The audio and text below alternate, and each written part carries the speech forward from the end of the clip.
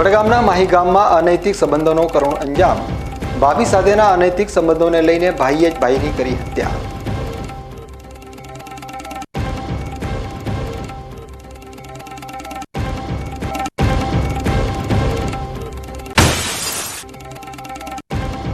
ઉમિયાનગરના ભરચક વિસ્તારમાં ધોળે દહાડે અસામાજિક તત્વોનો આતંક.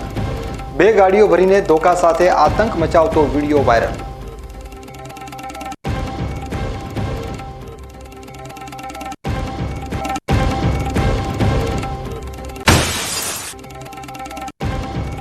સુઈગામના નવાપુરા ગામની સીમમાં વીજળી પડતા 2 બાળકીના મોત. ખેતરમાં ભાગ્યા તરીકે કામ કરતા શ્રમિકની 2 દીકરીઓના કરુણ મોત.